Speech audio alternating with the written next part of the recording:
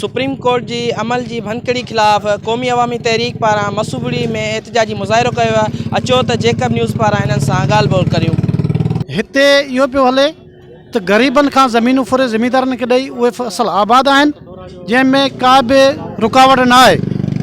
वक़्तु जेतो ई पैसा वठे पियो ऐं ज़मीनूं ज़मींदारनि खे ॾींदो पियो वञे, उन ई खेड़ियूं कयो वेठा आहिनि, उहे फसल कयो वेठा आहिनि। तव्हां ऑन अची बिल्कुलु चेक कयो, जेको बि तव्हांजो को अहिड़ो माण्हू हुजे उहो अची चेक करे त ज़मीनूं आबाद आहिनि, फसल आबाद आहिनि। सिर्फ़ु सुप्रीम कोर्ट खे शो कयो पियो वञे त असां खेड़ियूं कयूं आहिनि, असां कब्ज़ा ख़ाली कराया आहिनि, कंहिं बि बाअसर कब्ज़ा न आहिनि ख़तमु कया। सिर्फ़ु ग़रीबनि खां कब्ज़ा हुननि ख़तमु कराए वरी बि उहे अमीरनि खे ॾिनियूं आहिनि। हिननि जी नियत इहा ई आहे त हींअर जेके हिननि ख़ाली ॾेखा ख़ातिर जेके ज़मीनूं ते प्लांटेशन कई आहे उहे बि अॻिते हली विकण ते देरि न कंदा।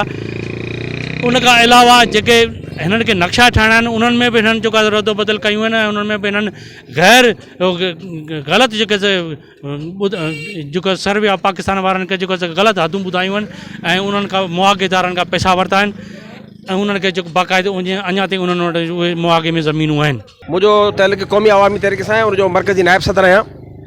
असल में सुप्रीम कोर्ट जेको फ़ैसिलो ॾिनो आहे त ॿेला त जेके ॿेलनि ते जेके कब्ज़ा आहिनि इहे ख़तमु करे उते नए सिरे सां ॿेलनि खे आबाद कयो वञे, छो त ॿेलनि जे ख़ात्मे जे करे असां वटि जेको असांजो इकोलॉजिकल सिस्टम आहे उहो ख़तमु थी वियो आहे, ख़राबु थी वियो आहे ऐं गर्मी तमामु घणी वधी वई आहे ऐं पॉल्यूशन वधी वई आहे।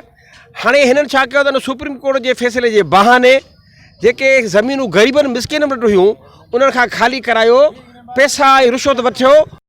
साईं इहो तव्हां ॾिसी रहिया आहियो जेको ही कमु सिलसिलो हले पियो, जेके रेंजर आहे या केर बि आहे XYZ इहे नाजाइज़ियूं पिया कनि। हिते जे मक़ामी माण्हुनि जूं वॾियूं कुर्बानियूं आहिनि, कहिड़ी बि तारीख़ तव्हां उथलाए ॾिसो उन मक़ामी माण्हुनि जूं वॾियूं कुर्बानियूं आहिनि, वॾी जिदोजहद आहे ऐं हिते जे माण्हू खे हक़ु मिलणु खपे।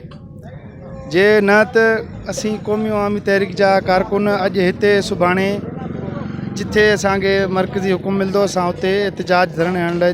जी तव्हां ॻाल्हि ॿोल ॿुधी क़ौमी अवामी तहरीक जे अॻुवाणनि जी, जिन जो चवणु हो त बाअसर ॿेले जो ऑफिसर जेको रिश्वत वठी जेको बाला ऑफिसर आहे जेको कब्ज़ो कराए रहिया आहिनि, हिननि मुतालबो कयो आहे चीफ जस्टिस ऑफ पाकिस्तान ऐं जेके नासिर शाह जेको सूबाई वज़ीर आहे ॿेले खाते जो, उन्हनि खां हिननि मुतालबो कयो आहे त फिलफोर नोटिस वठी हिननि जो जेके कब्ज़ा आहिनि उहे ख़ाली कराए वण टिण पोखिया वञनि त जीअं ही पंहिंजी इलाइक़े खे संवारे सघनि। कैमरा टीम सां गॾु नूर सागर, मसूबुरगड़ी।